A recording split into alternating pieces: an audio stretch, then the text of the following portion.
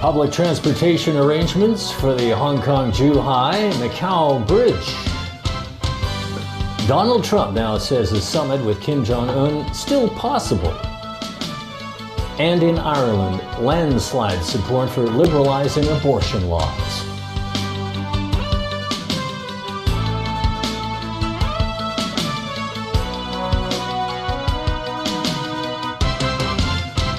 Good evening. Around-the-clock bus service will be provided on the soon-to-be-open bridge linking Hong Kong, Zhuhai, and Macau. As Caleb Leung reports, it is still unknown what the bus fare will be. More details today on public transport arrangements for the Hong Kong-Zhuhai-Macau Bridge. 120 shuttle buses will be providing round-the-clock service during the initial stage. The total route distance is around 43 kilometers, including 6.7 kilometers inside the tunnel. The whole trip will take around 40 minutes. Buses will not be entering Hong Kong or Macau, so passengers will have to transfer to other means of transportation once they reach their destination city. As for the service schedule, a bus will leave every 10 to 15 minutes during normal hours.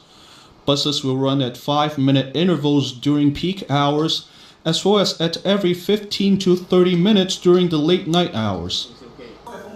The bus operator has already hired more than 130 drivers, with around a third of them from Hong Kong. The buses can serve up to 96,000 passengers per day. Passengers can buy their tickets at the bridge's port checkpoint in all three cities, while online purchase services will also be available. However, the governments of the three destination cities have yet to decide on the bus fare. As for travel safety, surveillance cameras will be installed on board buses to check on the drivers' conditions. The drivers will also be required to wear smart wristbands to have their vital signs monitored. Caleb Leung, TVB News. North Korean leader Kim Jong-un and South Korean President Moon Jae-in have met for the second time in a month. They discussed peace commitments they reached in their first summit and Kim's potential meeting with U.S. President Donald Trump. After abruptly canceling that summit, Trump appears to be making another change in course. The White House is now floating suggestions the Singapore summit, originally scheduled for June 12th, may not be dead after all. Everybody plays games.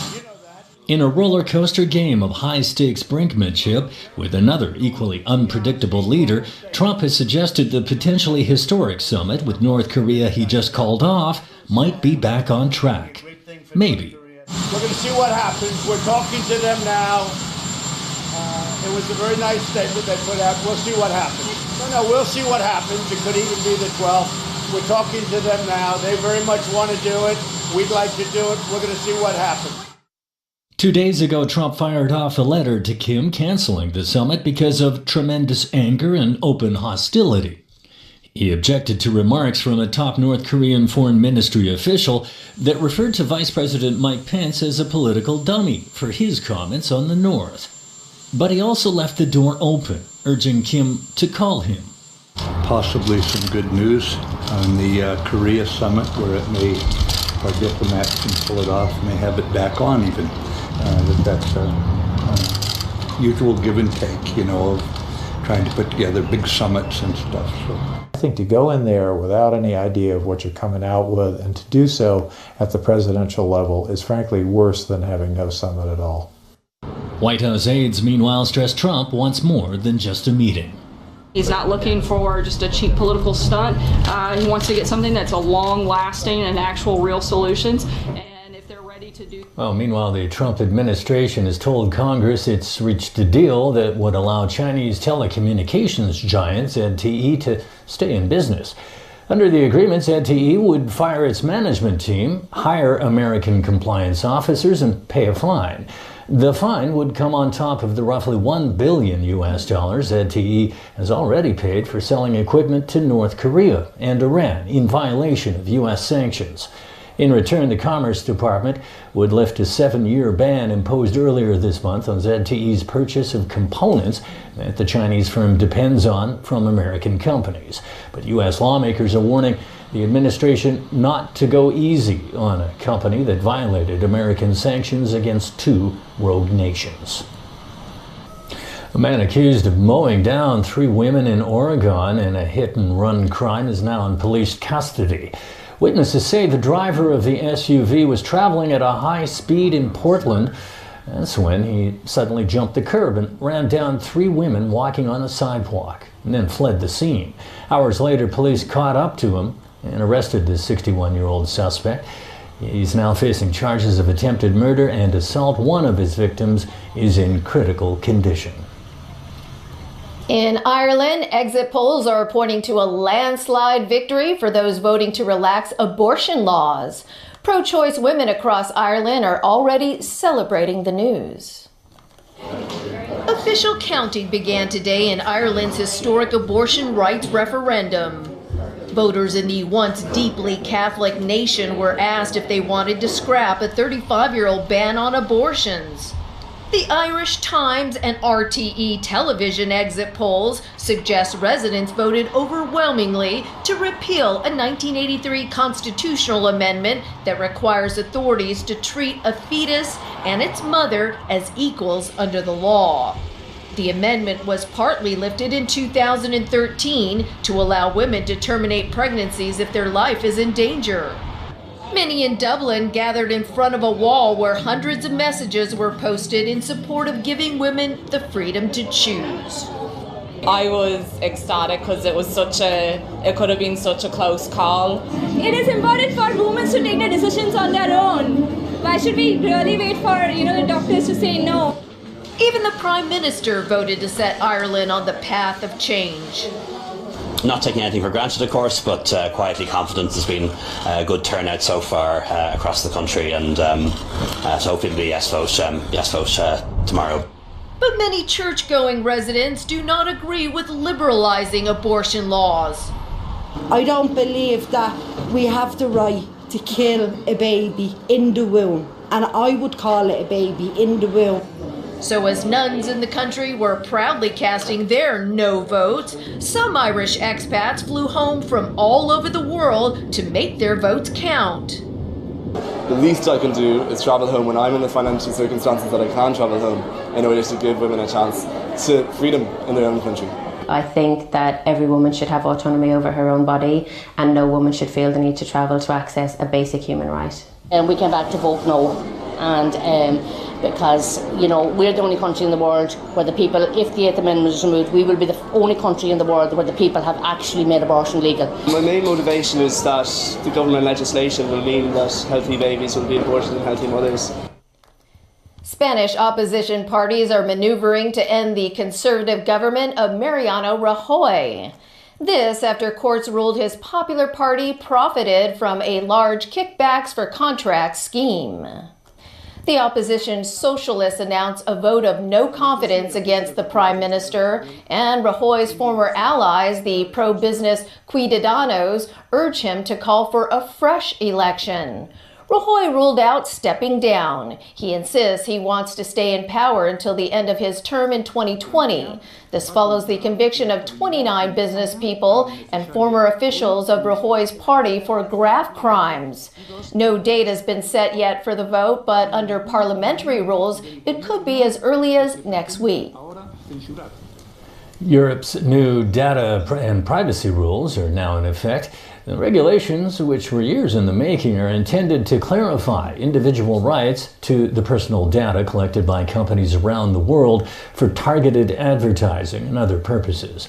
The rules are prompting companies to rewrite their privacy policies and, in some cases, apply the European Union's tougher standards, even in the U.S. and other regions where privacy laws are weak.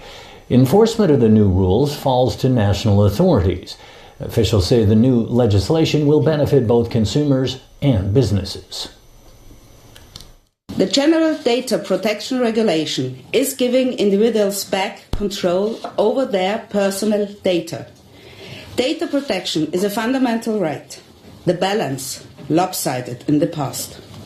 Nevertheless, the GDPR is an opportunity for businesses as well to grant data protection as a unique selling proposition in their field of work for their customers, clients, or users.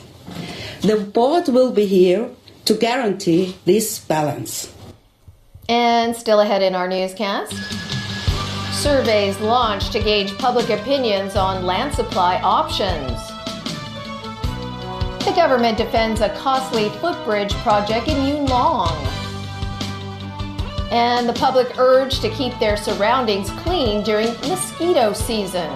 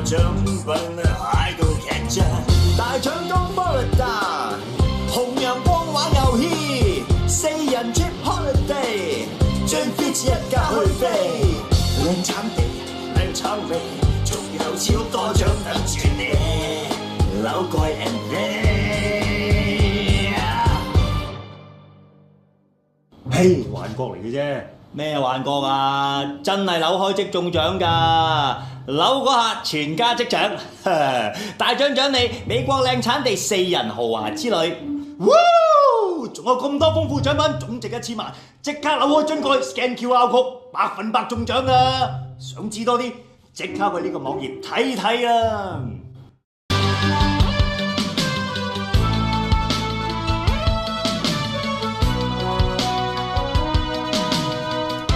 Welcome back to TVB News. The government-appointed task force on land supply set up booths in 2 districts today to gauge people's opinions on proposed options to boost the city's land supply.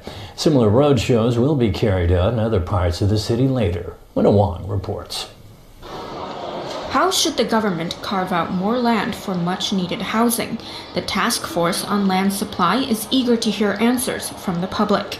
It set up booths in Ma On Shan and Causeway Bay today with information on display and survey forms for people to fill out. At this shopping center in Ma On Shan, some took the time to stop and think things through. I understand housing is an issue in Hong Kong, but then I just have to take multiple points into consideration. In terms of country parks, okay, it's gonna change a lot if we gotta develop those places. While this man says he thinks part of the Fanling Golf Course should be used, he doesn't agree with land reclamation projects and housing developments on the fringes of country parks because of their environmental impact. The task force has come up with 18 methods of finding land, all of them controversial in their own right. For example, taking back land now being leased for private recreational use, such as the Fanling Golf Course. Other options include using the outer fringes of country parks, brownfield sites, land reclamation, agricultural land reserves in the new territories, and so on. The public survey allows people to pick and choose from the proposed options until they can reach a total of 1,200 hectares. Environmental group Green Sense took advantage of the fact that the task force chair Stanley Wong would be in Ma On Shan. The group held a rally there. Members criticized the consultation for failing to provide information on costs. They also accused that certain numbers on the survey form do not reflect the true picture. Wong meanwhile reminded the public they are welcome to provide options outside of the 18 being offered. Winna Wong, TVB News. The government is asking the public for some help during mosquito season. Residents are urged to keep their surroundings clean. Pinky Wong has more. The Secretary for Food and Health talked to the front line of pest control today as she participated in an anti-rodent and mosquito event. Participants first sprayed anti-mosquito oil around ditches, which helps prevent mosquitoes from breeding. Then, some new tricks and tools in this fight The Food and Environmental Hygiene Department is also using some new technologies in terms of washing the streets and also cleaning in the community. This new high-pressure scrubber is lighter and easier for workers to use. The health chief also resorted to more traditional tactics, such as handing out leaflets to the public to promote environmental hygiene. Today's photo op was held near wet market in Shamshaipol, home to about a dozen black spots, including back alleys with poor hygienic conditions. We also appeal to the public in terms of their own hygiene, and also there are many of these back lanes that are very dirty. Red baits were laid around these areas. Authorities are reminding restaurant owners not to leave any potential sources of food at back alleys, especially food scraps, to reduce rodent activity. People were also reminded to practice good hygiene habits at home too. Pinky Wong, TVB News. Chinese authorities are saying 44 foreign airlines have agreed to change references to Taiwan on their websites. Ramping up China's territorial claim, 44 letters were sent to airlines asking them to list Taiwan as part of China within 30 days. So far, 18 airlines, including Air France and Air Canada, have already changed their references. The remaining 26 promised to make the change, but so far haven't done so because of technical reasons. They were given an extra 2 months to comply. The Netherlands and Australia say they're holding Russia legally responsible for its role in the 2014 downing of a Malaysian jetliner over Ukraine. A Dutch cabinet statement says a possible next step will be presenting the case to an international court. This after an international team of investigators concluded there's strong evidence a missile system used to shoot down flight MH17 came from a Russian military unit based in the city of Kursk.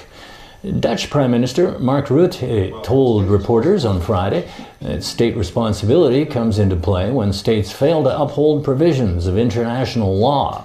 Netherlands and Australia have demanded that Russia fully cooperate with the investigation that's in the final stage of identifying perpetrators. Flight MH17 was carrying mostly Dutch, Malaysian, and Australian passengers when it was blown out of the sky over war-ravaged eastern Ukraine. All 298 people on board were killed.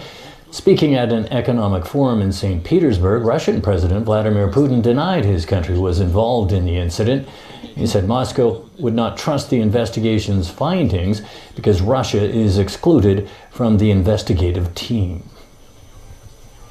Are you saying this was not a Russian missile? Disgraced movie mogul Harvey Weinstein surrendered to authorities in New York. Once the prosecution laid out its case against Weinstein, his attorney vowed to prove he's innocent of criminal behavior, but not bad behavior. Your Honor, the defendant is before the court and charged with 2 violent B felonies for 2 separate forcible sexual assaults against 2 different women. That investigation revealed that this defendant used his position, money, and power to lure young women into situations where he was able to violate them sexually. Mr. Weinstein has always maintained that any sexual activity he engaged in was consensual. He has vehemently denied any of the allegations which suggest that he engaged in non-consensual sexual activity. My job is to defend something that is criminal behavior. Bad behavior. Mr. Weinstein did not invent the casting couch in Hollywood, and to the extent that there is bad behavior in that industry, that is not what this is about. Bad behavior is not on trial in this case. Weinstein will officially stand trial in 2 separate cases. One woman accuses him of rape, and the other claims he forced her to perform a criminal sex act. If convicted, Weinstein could spend decades behind bars. More than 70 women have accused Weinstein of sexually molesting them. Their accusations launched the Me Too movement, which is now responsible for bringing down a long list of powerful men in America. And that's our news. Thanks for joining us.